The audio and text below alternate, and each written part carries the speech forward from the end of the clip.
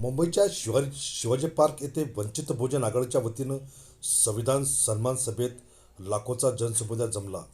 या महासभेत ॲडव्होकेट प्रकाश आंबेडकर यांनी केंद्र सरकारवर बीजेपी, आरएसएस आणि मोहन भागवत यांच्यावर थेट व तीव्र प्रहार केला। आंबेडकर म्हणाले की ऐतिहासिक परंपरेनुसार 1930च्या दशकात आरएसएसचे काही कार्यकर्ते हिटलर व मुसोलिनी यांच्या भेटीला गेले होते। त्यामुळे मोहन भागवतांनी स्पष्ट करावे की हिटलर, मुसोलिनी हे त्यांचे आदर्श आहेत का। त्यांनी आरएसएसच्या आंतरराष्ट्रीय वैचारिक संबंधावर प्रश्न उपस्थित केला। तसेच देशातील प्रत्येक संस्था नोंदणीकृत असणे आवश्यक असताना आरएसएसची नोंदणी का नाही असा प्रश्न त्यांनी भागवतांना केला। नोंदणी नसलेल्या संघटनेला सरकारी सुरक्षा का दिली जाते, औरंगाबाद न्यायालयात केस असताना तरीही सुविधा का मिळतात, यावर त्यांनी तीव्र शब्दात टीका केली। लोकशाही व संविधानाचे रक्षण करण्यासाठी बीजेपी, आरएसएसला मत देऊ नका, कारण जे तुमचे हक्क हिरावून घेतात त्यांना सत्ता देणे म्हणजे स्वतःचं स्वातंत्र्य धोक्यात घालणे आहे, असं आवाहन त्यांनी केलं। Bureau report, India News 1 Marathi.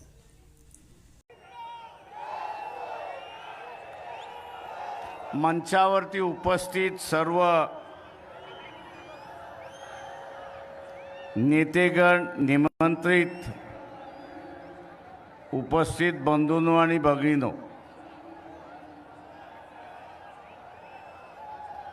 वेळेचा अभाव आहे याची मला कल्पना आहे।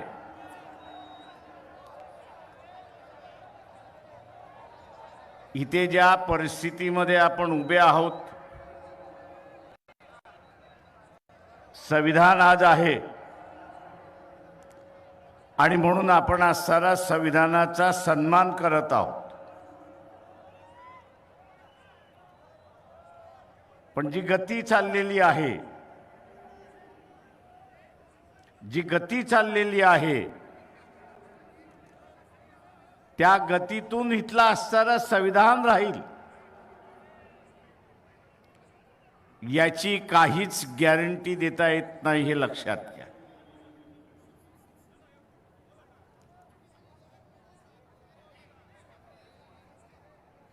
इथली काहीच गॅरंटी देता येत नाही।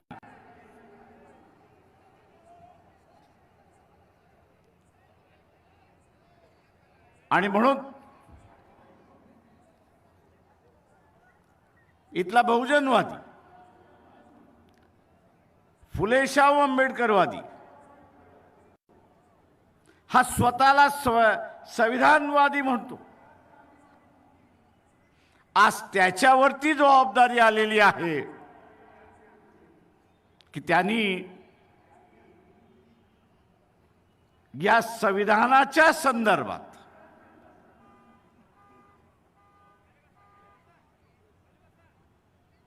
जी काही भूमिका या ठिकाणी बीजेपी, आरएसएस मांडते, ती सर्वसामान्य माणसांपर्यंत घेऊन जाणं आणि काळाने टाकलेली जबाबदारी ही आपण ओळखली पाहिजे की आज विरोधी पक्ष शिल्लकच राहिलेला नाही। कदाचित विरोधी पक्ष शिल्लक राहिला असता तर त्यांनी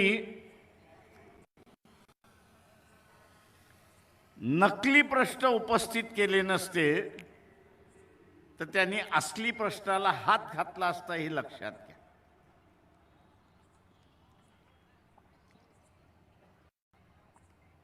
तो डोनाल्ड ट्रम्प तिकडनं ओरडतोय की पाकिस्तानने 7 विमानं पाडली आणि इथला विरोधी पक्ष आणि राजकीय पक्ष मोदीला विचारायला तयार नाहीत की बा एक तर त्याला तरी उत्तर दे, नाही तर काय घडलं ते आम्हाला तरी सांग, पब्लिक करू नको।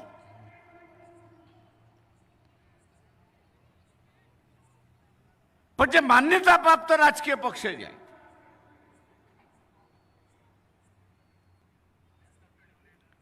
त्यांची तरी बैठक घेऊन सांग। धर्माचं राजकारण चालू, आम्ही इथल्या कुठल्या धर्माच्या विरोधात नाही, इथल्या कुठल्या जातीच्या विरोधात नाही, पण जग हे अजूनही हिटलरशाहीला विरोध करतोय, हे आपण असताना लक्षात घेतलं. माझं मोहन भागवत यांना असताना विचारली, तुम्ही इटलीचे असताना मुस्लिम,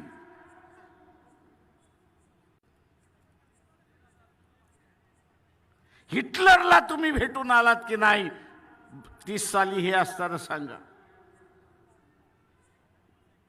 हे तुमचे आदर्श आहेत की नाही याचं असताना सांगा.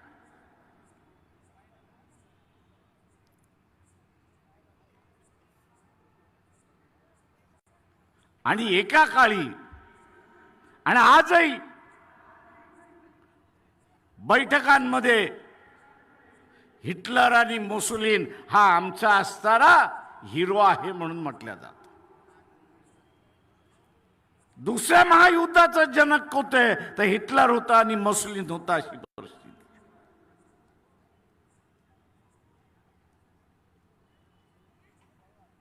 मोदी जो असणारा जगभर फिरतोय,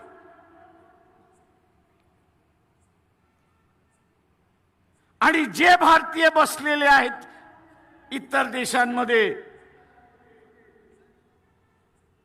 त्यांच्या सभा घेतोय.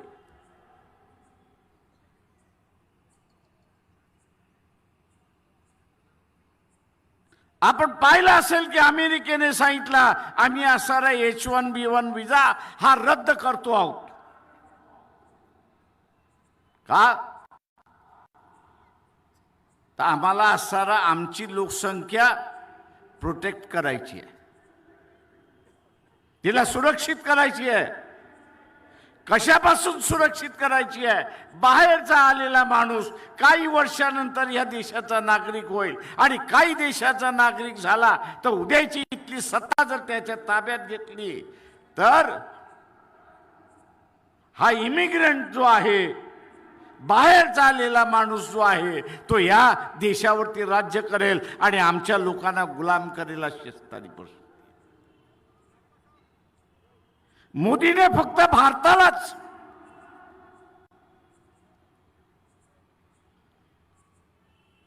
नुकसान पोचवलेलं नाही,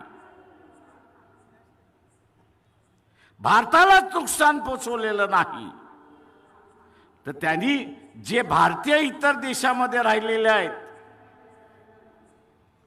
त्यांना त्या देशातून हकालपट्टी करण्याची परिस्थिती आणून त्या ठिकाणी ठेवली. उद्या त्यांची हकालपट्टी झाली तर इथे आल्याशिवाय राहणार नाहीत, आणि तुम्ही आम्ही सगळेजण मग त्यांना पोसायचं कसं याची चिंता आपल्याला त्या ठिकाणी राहणार. जगभर मोदी फिरला,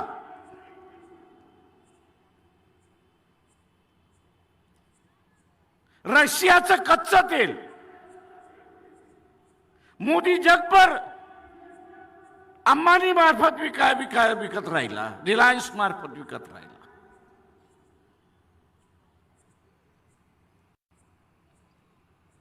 पण जे काय 12 दिवसाचं युद्ध भारताचं झालं, 4 दिवसाचं युद्ध झालं असं म्हणा पाकिस्तान बरोबर, एक देश तरी तुमच्या बरोबर उभा राहिला का? इथल्या मनोवादी हिंदुत्वानं विचारतो, एक देश तुमच्या बरोबर उभा राहिला का? याचा असणारा खुलासा करा.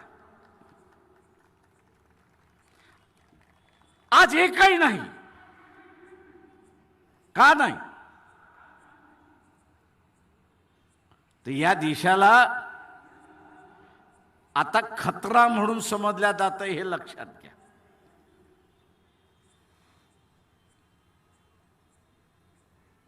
या देशाचे जे राजकारण करतात आहेत, सत्तेमध्ये आहेत, RSS BJP आहे, त्यांना असणारा जग आता खतरा म्हणून समजायला लागलेला आहे.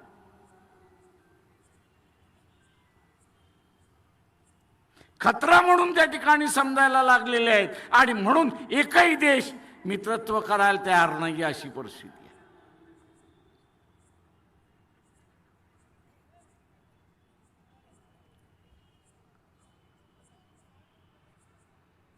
जगभरात मित्र नाही, अशी असणारी परिस्थिती.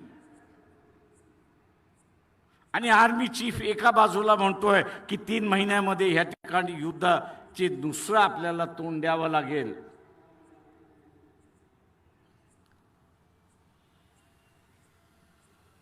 पाकिस्तानला आज मदत कोण करते? अमेरिका करते, इंग्लंड करते, फ्रान्स करते, जर्मनी करते, चायना करते आणि रशिया सुद्धा करते. अशी असणारी परिस्थिती.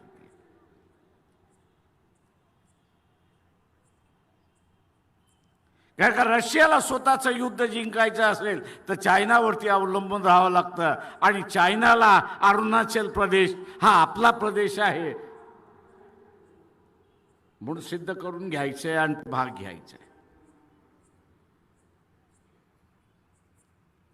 आज इथे धर्माची भांडणं चालली आहेत, जातीची भांडणं लावायचं चाललेलं आहे.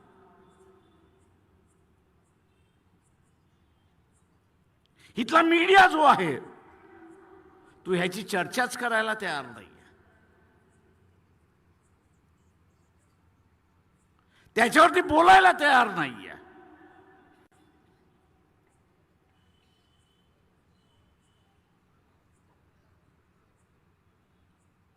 आणि दुसऱ्या बाजूला आपण असं बघितलं तर या देशातले राजकीय पक्ष संपवण्याचा भाग चाललेला आहे.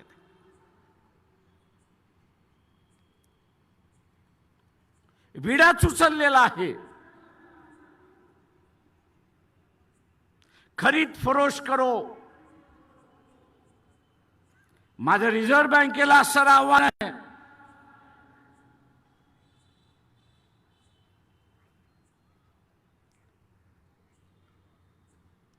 की मोदीने असं नोटा बदलण्याचा कार्यक्रम केला. त्यावेळेस सांगण्यात आलं की 16 लाख कोटी अशा काहीतरी नोटा होत्या आणि रिझर्व्ह बँक स्वतःच सांगते की आम्ही असताना फक्त 15 लाख अमुक अमुक कोटी नोटा पुन्हा छापल्या. अरे हे त्या 1 कोटीचा असणारा 1 लाख कोटीचा असणारा जो फरक आहे नोटांचा तो गेला कुठे?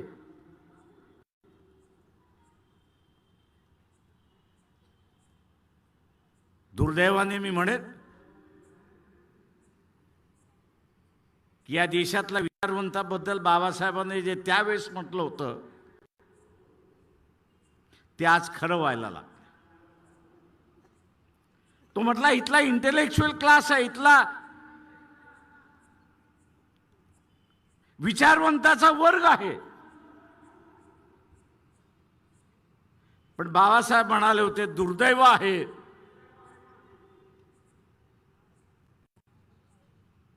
की ऑनेस्टी जी आहे, प्रामाणिकता जी आहे ती मिसिंग आहे, ती नाहीच आहे.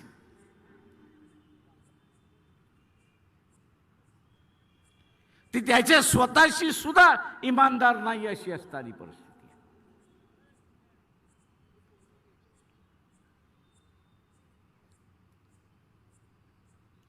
आणि म्हणून जोपर्यंत हे संविधान आहे तोपर्यंत आपण सारा देश म्हणून जिवंत आहोत हे असताना लक्षात घ्या.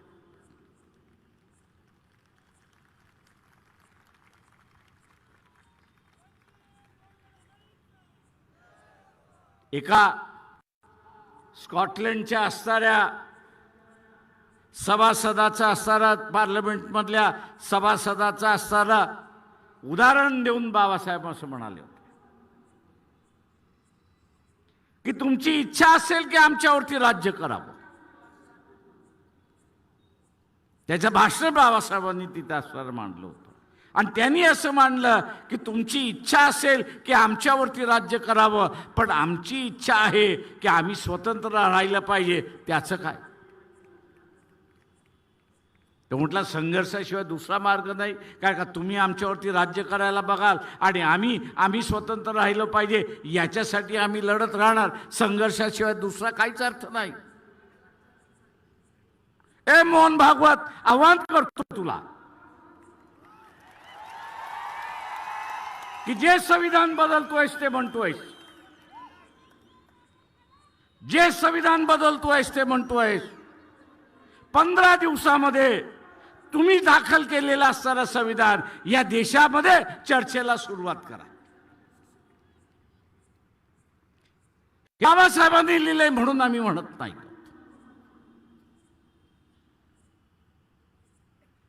तुम्ही लिहिलेलं संविधान याच्यापेक्षा चांगलं असेल तर त्याची चर्चा होऊ द्या. आम्ही फक्त असताना संविधान बदलणार एवढंच फक्त बोलायचं आणि इथलं वातावरण तापवायचं.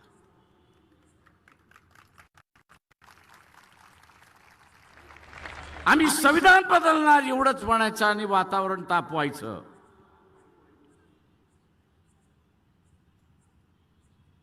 इथल्या सगळ्या ज्यांना या देशाचं असणारं सेक्युलरिझम संपवायचं आहे, निधर्मीवाद संपवायचा आहे आणि धार्मिक वाद बसवायचा आहे, त्यांना माझं असणारं सांगणं आहे, आपल्याबरोबर पाकिस्तानलाही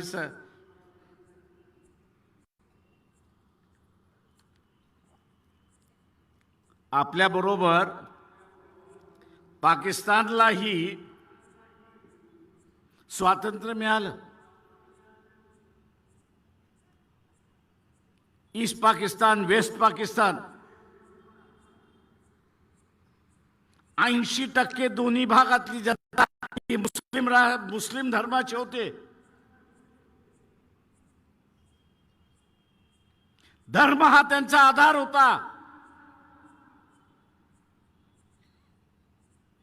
पण 70-71 मध्ये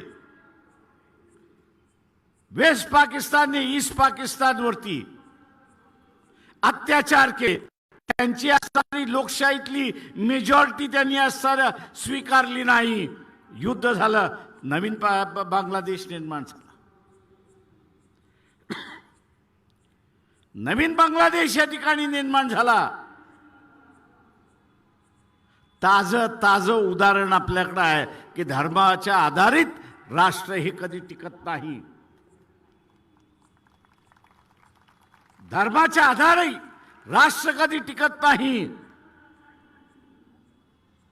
राष्ट्र हे टिकतं समतेच्या जोरावरती. राष्ट्र हे टिकतं स्वातंत्र्याच्या जोरावरती. राष्ट्र हे टिकतं बंधुत्वाच्या जोरावरती, सन्मानाच्या जोरावरती. धर्मावरती टिकलेलं नाही. आणि म्हणून चॅलेंज आहे की आणा तुमची संविधान जे लिहिलं असेल ते खुलेआम त्याची असणारी चर्चा करू. ते आणू शकत नसाल, ते आणू शकत नसाल तर या देशाच्या विघटनेला तरी खातपाणी घालू नका, एवढी माझी विनंती आहे.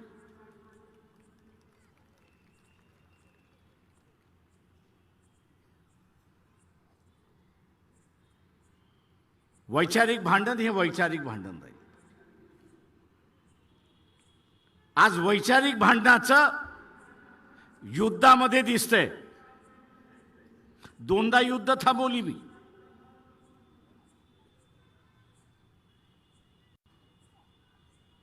एक युद्ध ओबीसी आणि मराठ्यांमधला कोविडच्या अगोदरचं,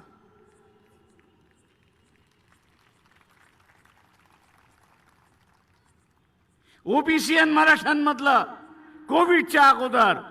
आणि आता पुन्हा असणारं भांडण, यात्रा काढली नसती तर पुन्हा असणारं दोघांनी एकमेकांची घरदारं जाळली असते आणि संसार उद्ध्वस्त झाला असता. नामांतरामध्ये घरं उद्ध्वस्त झालेला मी स्वतः माझ्या डोळ्याने पाहिलेला आहे. तर ते उद्ध्वस्त संसार ज्यावेळेस होतात त्यावेळेस त्याच्या भावना काय असतात हे आपण लक्षात घेतलं. आणि हे उद्ध्वस्त करण्याचं धोरण कोणाचं आहे, दुसरा तिसरं कोणाचं नसून हे असणारं RSS BJPचं आहे, हे आपण लक्षात घ्या.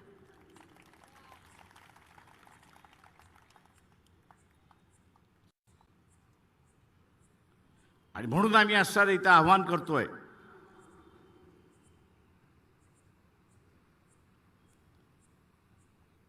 आणि म्हणून इथलं असणारं आव्हान आहे की या देशावरचं जे संकट आहे, या देशाला जे असणारं एकही मित्र नाही, त्याचं कारण हेकेखोरपणा आहे, हे लक्षात घ्या. आणि हा एकेखोरपणा कोणाचा? तर या देशाच्या पंतप्रधानाचा, नरेंद्र मोदी. मी विश्वगुरु, जगतगुरु, आणि अमेरिकेकडे भीक माग आणि रशियाकडे भीक माग, अशी असणारी परिस्थिती.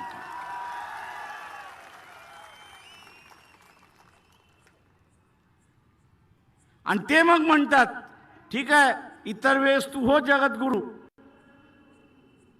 विश्वगुरु, युद्धाच्या वेळेस तू आमच्याकडेच येशील ना.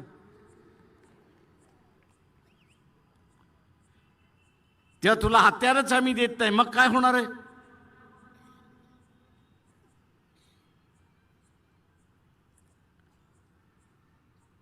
इथल्या असणाऱ्या सनातनवाद्यांना विचारतो, उद्याचं युद्ध झालं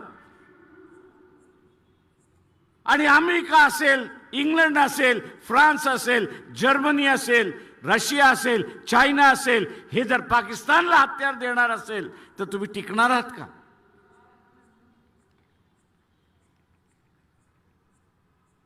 आणि टिकणार नसाल तर होणार काही आहे.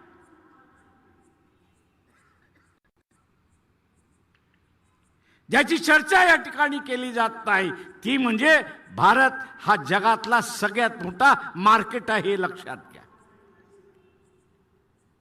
बाजारपेठ आहे. आणि या बाजारपेठेवरती सगळ्यांचा असणारा डोळा आहे.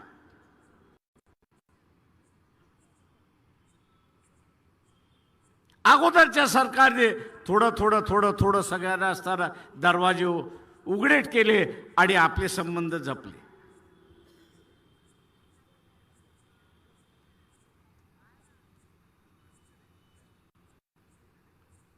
आत्ताच्या असणाऱ्या परिस्थितीमध्ये बाजारपेठ कोणाला नको आहे?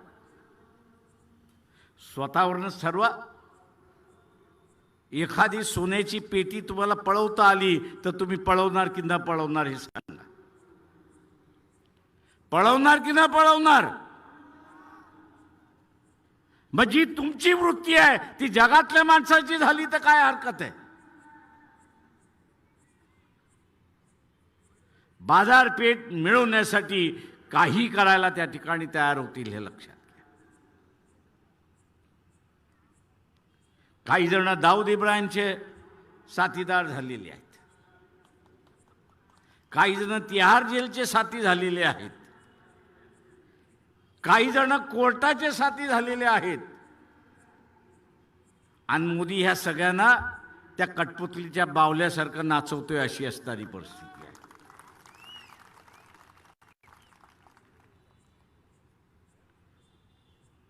काही दिवस हा तमाशा व्यवस्थित चालला, पण आता भारतीयाने शानपणा जर स्वीकारला नाही, इथल्या असणाऱ्या विचारवंताने आपला आवाज बुलंद केला नाही, खाजगीमध्ये अनेक जण मला अनेक गोष्टी सांगत असतात आणि मी त्यांना म्हणत असतो, राजे हो, माझ्याशी बोलताय तसं पब्लिकशी बोला.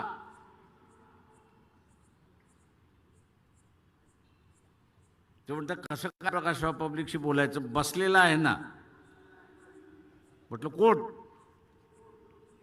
म्हटलं नरेंद्र मोदी. ते म्हणतात, म्हटलं नरेंद्र मोदी ह्या देशाचा नोकर आहे, हे पहिल्यांदा लक्षात घ्या. तो आहे प्राईम मिनिस्टर, तो जगासाठी भारताचा प्राईम मिनिस्टर आहे आणि ते आम्ही मानतो. पण ह्या देशाच्या नागरिकासाठी तो एक नोकर आहे, हे असताना लक्षात घ्या. सत्ता ही खऱ्या तुमच्या हातामध्ये आहे. सत्ता ही सर्वसामान्य माणसाच्या हातामध्ये आहे. पण तोच जर चिरीमरीमध्ये विकत गेला, जुनी म्हण होती राजा तशी प्रजा. आता फक्त उलट झालेलं आहे.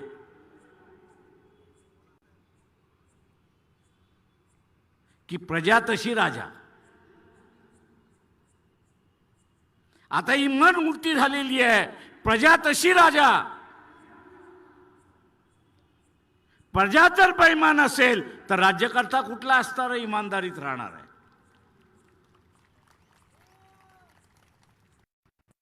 प्रजा जर बेईमान असेल तर राजा कुठे इमानदार राहणार आहे. त्याच्याही अंगात येते तसं नरेंद्र मोदीच्या अंगात येले. आणि तो म्हणतो डोनाल्ड ट्रम्प कोण, तो म्हणतो पुटिन कोण, तो अमुक म्हणतो कोण. आता डिसेंबरला त्यांनी असणारा पुटिनला बोलवलंय, 5 तारखेला येईल. आणि आम्हाला हे हत्यार दे, ते हत्यार दे, ते हत्यार दे, असं रडत रडत त्या ठिकाणी बसणार.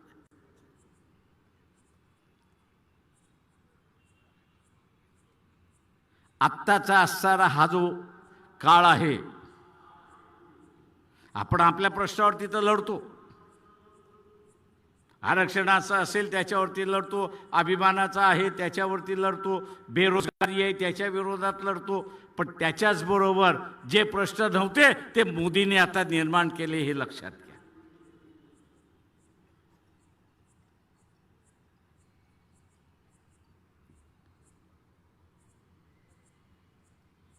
मोदींनी निर्माण केले हे आपण असं लक्षात घ्या. पहिल्यांदा मी असं म्हणालो, या देशाच्या लोकशाहीने लोकांना प्रगती केलं की न केलं. आता ते म्हणतात आहेत की शिक्षण व्यवस्था खराब होती. अरे नालायकांनो, याच शिक्षण व्यवस्थेने तुम्ही अमेरिकेला पोचलात ना, याच डिग्री घेऊन तुम्ही पोचलात ना. आणि ज्या डिग्री घेऊन तुम्ही पोचलात त्यालाच तुम्ही आता असताना म्हणायला लागलात की ही खराब आहे, आम्हाला असं पुन्हा गोकुळ व्यवस्था आणायची आहे. पण ती आम्ही मान्य करू तेव्हा ना.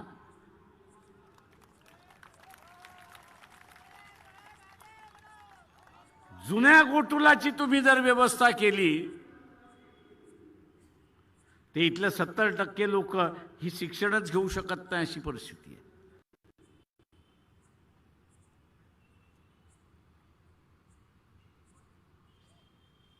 आणि म्हणून माझं आव्हान आहे आपल्या सगळ्यांना,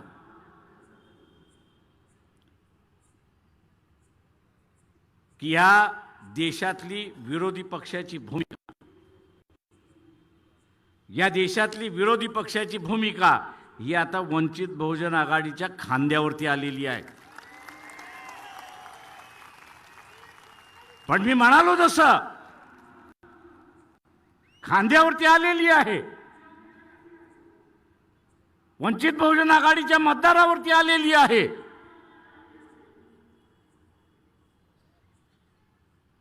पण या मतदाराचं चारित्र्य कसं राहणार, या मतदाराचं चारित्र्य कसं राहणार. तो स्वतःचा कबाब शबाब आणि महात्मा गांधी खाणार की इलेक्शन मधला कबाब शबाब आणि महात्मा गांधीवरती जगणार, हे त्याच्यावरती ठरवेल की की देशामध्ये वंचित बहुजन आघाडी ही विरोधी पक्षाची भूमिका बजावणार नाही. पक्षाचा कार्यकर्ता सक्षम आहे, पक्षाचा कार्यकर्ता सक्षम आहे, पण पक्षाचा मतदार हा सुद्धा सक्षम असला पाहिजे, हे पहिल्यांदा आपण सर्व लक्षात घ्या.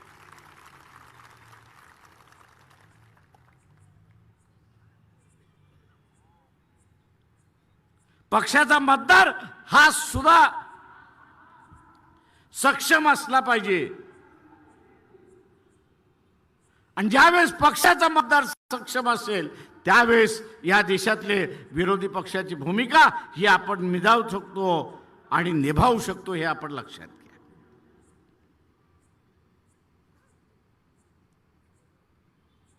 माझं आव्हान आहे आपल्या सगळ्यांना, काश्मीरमध्ये ब्लास्ट झाला, चुकीचं झालं. ज्यांनी कोणी केलं त्याला असताना सजा झाली पाहिजे.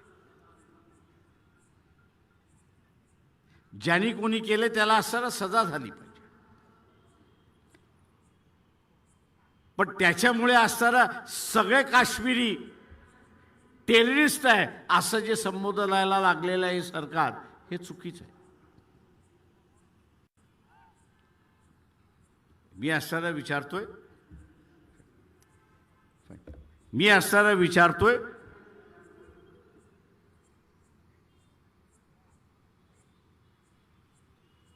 मालेगावचा ब्लास्ट, याच्यामध्ये कुठल्या संघटनेचं नाव होतं, कुठल्या व्यक्तींचं नाव होतं? म्हणजे व्यक्ती ज्या समाजाच्या होत्या तो अख्खा समाज तुम्ही असताना म्हणणार आहे की टेररिस्ट आहे?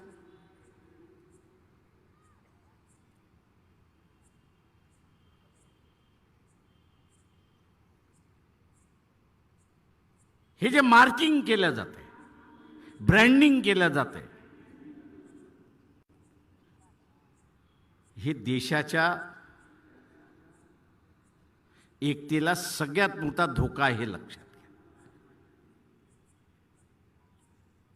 राष्ट्रीय पक्ष संपले, एकच राहिलेले आहे भारतीय जनता पक्ष. उरलेले सगळे प्रादेशिक पक्ष झालेले आहेत. उरलेले सगळे प्रादेशिक पक्ष झालेले आहेत. कदाचित उद्या येणाऱ्या काळामध्ये जे राष्ट्रीय पक्षांचं झालं ते या रिजनल पार्टीचं सुद्धा होईल. मग काय, खुलं मैदान, जे पाहिजे ते करा. म्हणजे समाजामधलं असणारं युद्ध, जातीमधलं असणारं युद्ध, धर्मामधलं असणारं युद्ध या देशाच्या वाटचालीवरती आहे, हे आपण लक्षात घ्या. आणि ही देण कोणाची आहे तर ही देण RSS BJPची आहे, हे आपण सरळ लक्षात घ्या. आणि म्हणून जे संविधानवादी आहेत ते राष्ट्रवादी आहेत, हे आपण लक्षात घ्या. जे संविधानवादी आहेत ते राष्ट्रवादी आहेत, जे मनुवादी आहेत ते ह्या देशाचे विघटक आहेत, हे आपण लक्षात घेतलं पाहिजे. जे मनुवादी आहेत ते ह्या देशाचे विघटक आहेत. आणि म्हणून आपण बघत असाल की ह्या देशाचं विघटन गेले 2500 वर्ष झालं. कधीतरी अशोक राजा आले, त्यांनी केलं. शिवाजी महाराज आला, त्यांनी केलं. दक्षिणेमधले असणारे चोला आले, त्यांनी काही केलं नाही. तर उरलेली सगळं यांनी यावं आणि त्यांनी टिळकी मारून जावं, अशीच परिस्थिती आहे. आणि मी इथल्या तमाम भारतीयांना असणारं आवाहन करतोय की या परिस्थितीतून बाहेर पडायचं असेल तर स्वतःशी असणारा खूनगाठ बांधा की माझं मत हे मी RSS BJP कुठल्याही पक्षाला देणार नाही. हे जर आपण असणारं ठरवलं तर आपण असणारं या ठिकाणी शांततेने राहू शकतो, नाही तर अशांतता या ठिकाणी पसरणार. आपण आपल्या प्रयत्नाने ज्यांना ह्या देशाचं विघटन करायचं आहे त्यांना यशस्वी होऊ देणार नाही, याची खूनगाठ आपण सगळ्यांनी या ठिकाणी बांधली पाहिजे. ही खूनगाठ आपण बांधली पाहिजे.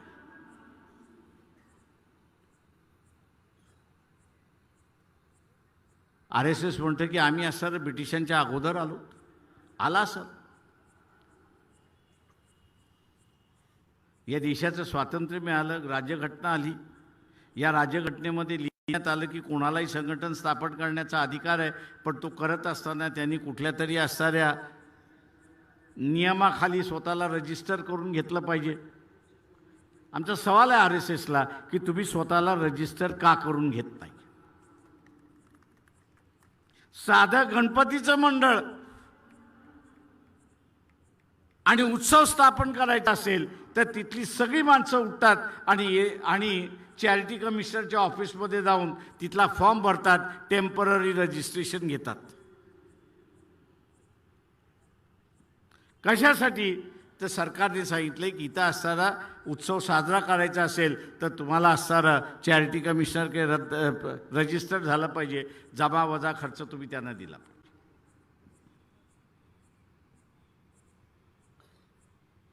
मोहन भागवत, तुम्ही सांगा की तुम्ही रजिस्टर का स्वतःला करत नाही? इथल्या कायद्यासमोर तुम्ही झुकत का नाही? तुम्ही का हे दाखवताय की कायदा आमच्यापेक्षा मोठा आहे? हे आम्ही मोडून काढल्याशिवाय राहणार नाही. औरंगाबादच्या कोर्टामध्ये यांच्या विरोधात पुन्हा केस दाखल झालेली आहे की तुम्ही रजिस्टर का केलं नाहीत एवढं सांगा म्हणून.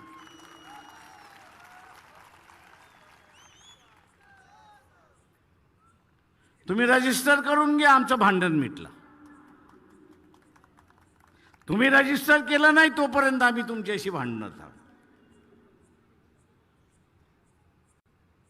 आणि तो टोकाचं भांडण करावं लागलं तरी आम्ही ते टोकाचं भांडण त्या ठिकाणी करत.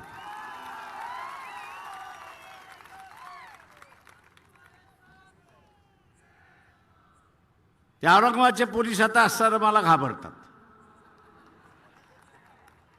का मी त्यांना असणारं म्हटलं की याच्यामध्ये तुमची साक्षी मी घेणार.